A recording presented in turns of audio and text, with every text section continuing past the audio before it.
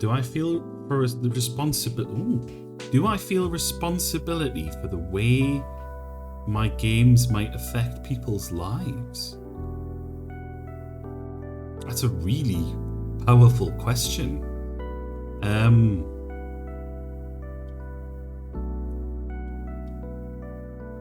Honestly, a little bit, yeah. Like, I feel like game developers have a responsibility to at least consider all of the different ways that their games are received or thought about.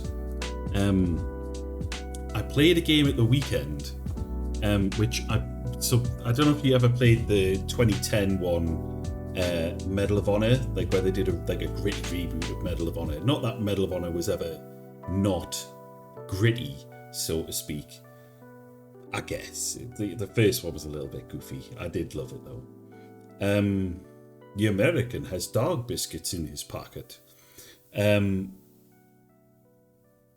But I played that and I thought, I remember hearing that there was like one of them, it was like a gritty reboot, and it was apparently like there was a lot of really like questionable moral stuff happened in it. And I thought, it's Medal of Honor, I'm sure it's Medal of Honor. So I installed it and played it, and it was good, but it basically felt like poor man's Call of Duty 4. It was alright. It was pretty good. Sad ending. Decent though. Solid little game. There was one little moment that I took away from it thinking, wow, this is really powerful in terms of there's like just in case you do play, I'm not going to spoil it too much, but there's like a moment of like, if there's a concept of like quiet desperation, this is the exact opposite of that. Like, it's very loud desperation, but it is like just constantly setting in. Like, it just does not go away, and it is constantly coming towards you, and it's the inevitability of, I don't think we're gonna make it out of this. And the game never makes it feel like, oh, and you just keep dying over and over again. It is very careful to make sure that you stay alive, but also it is getting harder and harder and harder to stay alive, much like somebody in a combat situation might be. And I thought, wow, that was quite powerful. And I think that in that sense, like, that was something, you know, video games are windows into another experience. You know, there's a lot of people who look at them as like a challenge. There's a lot of them who look at it in the sense of like, it's supposed to be, it's you know, it's primarily like a sense of achievement, which is, I think, you know, when Xbox came out, and Xbox 360 I should say, came out and said, oh, here you go, you can earn achievements now. And then PS3 came along and did trophies, and then Steam put achievements in as well. Now there's a lot of people who play games specifically for the sense of accomplishment, and it's why I have, and Hydronus will back us up here, it's why I am often quite critical of games which seem to prioritize difficulty over challenge. And it's like, a game should be challenging because otherwise it's boring. There's no stakes. You should always feel like there should be an element of skill involved, but you should be able to set how much skill it requires, I think. So, but what I'm saying is it gives you an opportunity to have a window into another experience which you may never have. So Medal of Honor, no, I'm never critical of those games. With Medal of Honor, I'm not a military commando. I'm not several military commandos as the game has you play, and I'm certainly never going to go into combat. I tell a lie.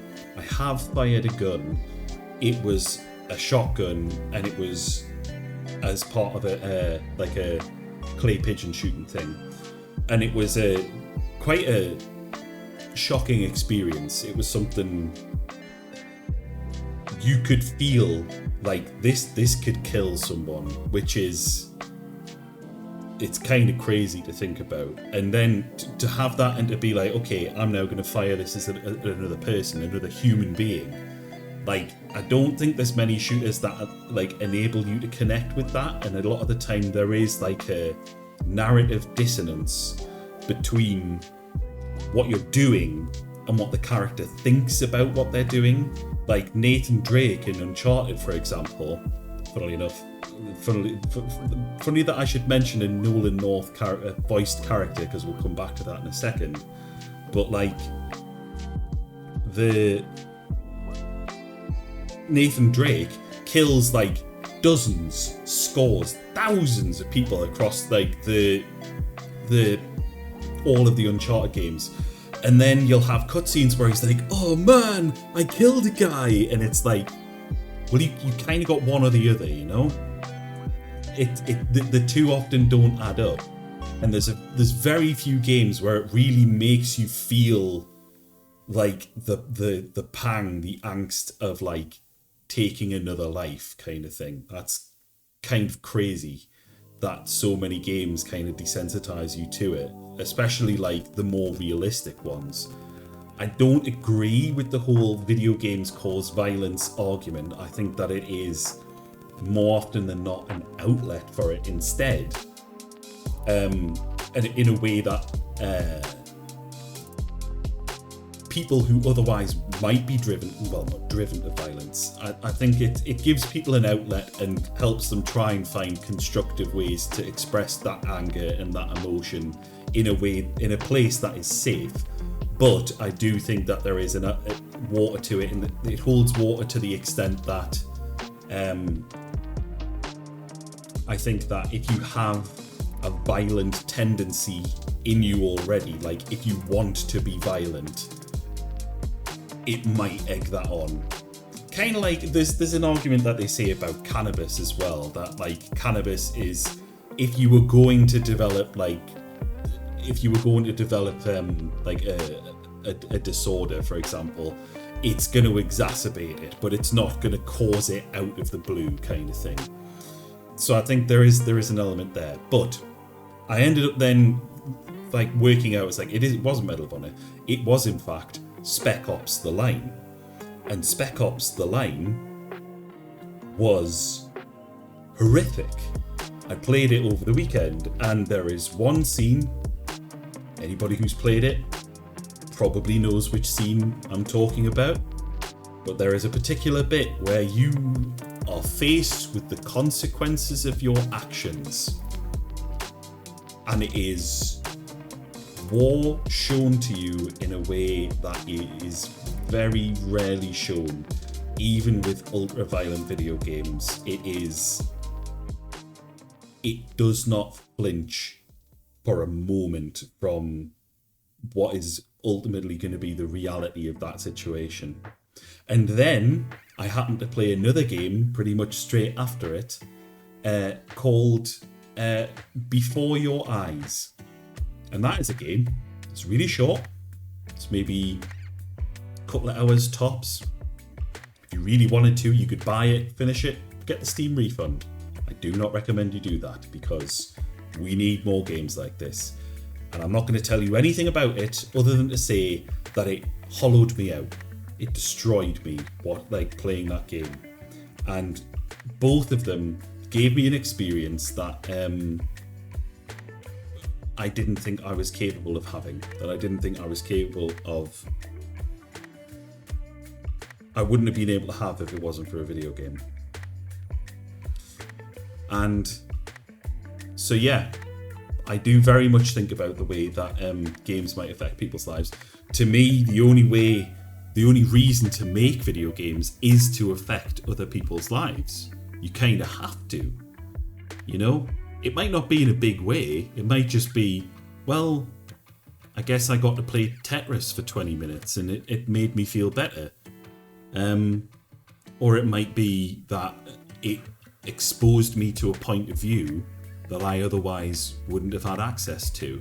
or it made me think about something in a way. They don't all have to be super complicated or super complex, but I think as a developer you absolutely should be responsible for the way that your games are perceived and how it goes down. You should at least be thinking about it. Are you always going to get it 100% right? No, I don't think so. Apparently, during the development of Spec Ops: The Line, I was reading up about this. They had ideas that they put into the game that they said they kept going to 2K and saying, "Is this okay? Like, can we put this in there?" And 2K came back and said, "Yeah, it's fine."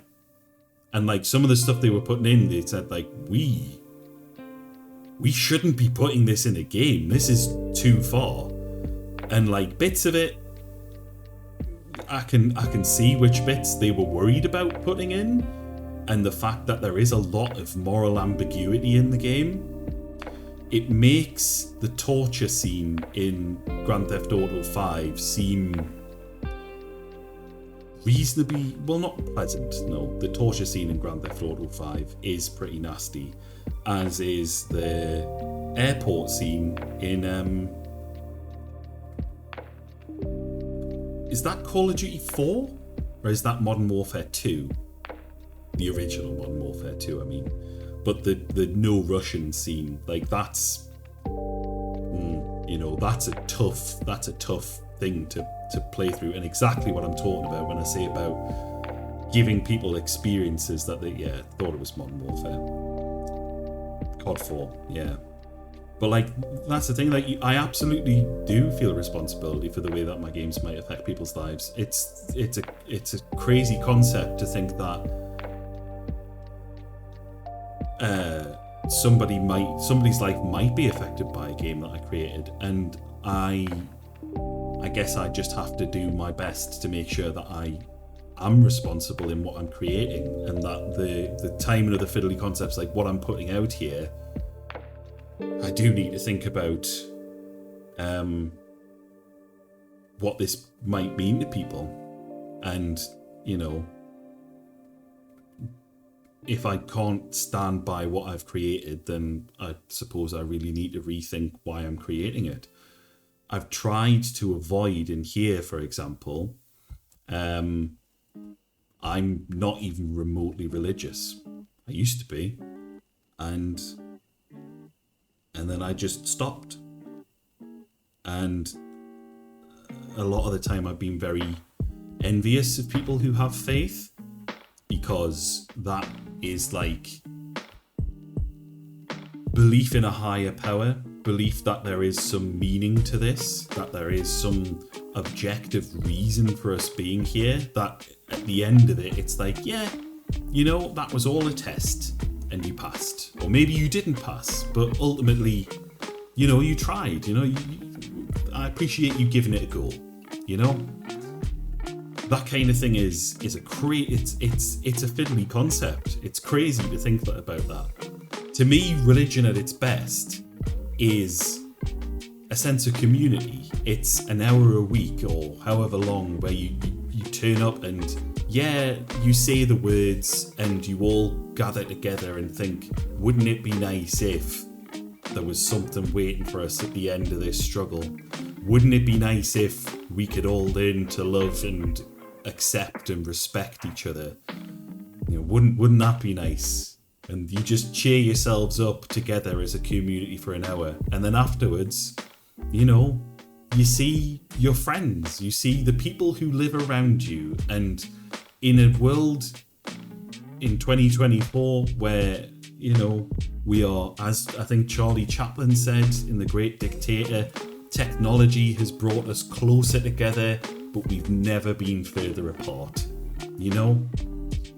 There is no sense of community anymore. There's no sense of tolerance, of acceptance. There's plenty of representation now, but it's not integration really. It's everybody wants things their own way, which is totally orthogonal to everything else everybody wants, but I need to have what I want. It has to be my way. You have to do things the way that I say they have to be done. There's no, let's compromise, you know? Let's all be different. Let's just layer those all on top of each other, you know? And come up with a shared purpose, a shared understanding of what that community looks like. And that's really sad. So that's what I wish that religion could be for more people. And I think in this game, I don't think I've been particularly critical of it, but I could see how some people might take it that way. So as I go through and I polish this, I do think I need to be particularly careful that as I'm going through it, I'm not shitting on people's like ideologies, because while I am saying take people as they are, don't judge people based on their appearance or how they are. Don't judge yourself based on how you think you are. You are more than you imagine. You are less than you imagine. You are something totally different to what you imagine. You are capable of being something totally different to what you imagine. But also, don't like hold things as fixed. The fact that in order just to perceive something, you gotta go from the thing happens, which you've only got these little flesh balls and you've only got these little flesh folds that just wobble a little bit, and you pick up some of the data from something that happened out there in the world. You will have already lost most of what happened. Then that gets to your brain, and lest we forget, this is not a live feed. This is not a live feed. The data that your brain gets it lags behind. Your brain predicts what's about to happen, and then your eyes confirm it and your ears confirm it. You're always lagging behind, which is exactly why magic tricks work. That's how magic tricks can function, is your brain was expecting a ball to be in a place, and as far as your brain is concerned, that's where the ball is, and then you lift the cup and the ball isn't there anymore, but the ball hasn't been under the cup for the last 30 seconds, and it happened while you weren't watching. But your eyes saw it happen, but your brain didn't confirm it, because your brain said, well, the ball's in the cup. I saw the ball go into his pocket, but I don't need that information because I know that the ball is in the cup. That's the whole way magic tricks work, and the entirety of perception is based on this flawed idea that this is a live feed. So already you've thrown away 90% of the information because you can't physically perceive it. We have to rely on these little things, or, you know, this or the microphone or whatever else, something that can hear or see beyond what we're able to see, able to perceive. That's how we get extra data. But then we get it into the brain, and already you've interpreted it wrong because you've thrown away a lot of the information that doesn't marry up with what you think you saw, what you expected to see. And then you got to run it through, well, what's my idea of it? If you hear a bang and you're from the United Kingdom, you probably think, oh, somebody's door just slammed, or, I don't know, car backfired, whatever. You hear a bang in the United States, your first response might be, that was a gun. Somebody just shot a gun, and maybe shot a person. And it is very much down to your model, your lived experience, the things you understand. You're not looking at things as like, oh, that sounds like a gun. I've heard that on video games before. You're looking through your little Rolodex. You've got your little series of like, well, is that what I've seen? No. Is it that one? No. Is it this one? A little Bob Ross flip book there. You're looking through a little list of like, what have I seen before? What have I heard before that sounded like that? You're trying to map your experience on your internal model, and already totally wrong. Got it totally wrong. You're so far removed, and we're only a couple of steps in. The signal's only just got to your brain, and you're still there going, yeah, I know what happens in the world around me. I have eyes, I have ears, but it means very little. A lot of the data that you get is garbled and wrong. So I guess what this whole game is saying is there is no excuse. Anybody who understands as much as we do about the nature of perception, the way that the world is, nobody can confidently say anything about anything. Realistically, the only viable strategy that we're aware of, which is even still really wonky, some people say, you know, like strong opinions loosely held or loose opinions strongly held, but there are no valid opinions. If you're doing anything other than loosely holding an idea, gently cupping it because you're like, maybe this is true, but maybe this is utter shite, and very soon I'm gonna have this disproven. If you're doing anything other than that, then what are you playing at, man? What are you playing at? So sure, believe in God, great, that's fine. But if your God tells you, oh, well, you know, a man putting his dick in another man, that's not okay. No, ridiculous, because it is very easily disproven that that has nothing to do with any sort of deity. It has nothing to do with that, because then, what is it, 2 chapters later, 5 chapters later, you got this other guy who's also God, if we're taking Christianity, by the way. Judeo-Christian is what I'm the most familiar with. This guy says, do you know what? Love God like you love your neighbour. Love God and love your neighbour, and basically you should love other people, and that includes accepting them for who they are. You know, you accept God into your life, and you should accept your neighbour into your life. And it's like, yeah, so whatever silly sod verse that they had in the Old Testament is immediately overwritten, because Jesus specifically says, like, all right, none of that goes away, but this is the main thing. Look, we don't seem to have gotten this clear. My dad and me were trying to write it down, but you garbled it a bit. So I'm here to fix the fuck up, right? You haven't got the right end of the stick. So let me spell this out for you. Be nice to people. For God's sake. For my sake. Oh, fuck. There we go. That's me done. Oh, well, that's what I get for trying to be nice. You know?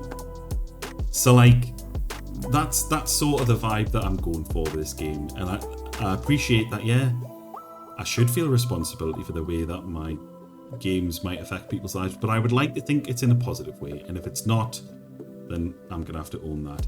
And I get the significant suspicion that this lad Supersonic, fucked off a long time ago, because my viewer count is sitting pretty at 1, and I think you don't count, like Hydronus, you don't come up as a viewer for whatever reason. I think the bot comes up as a viewer, but I think you're hidden somehow. So yeah, I have a funny feeling. Oh, you come up as a mod, do you? All right. But yeah, basically, I have a funny feeling that that guy has long gone, and I don't even know what the question really meant. But there we fucking go.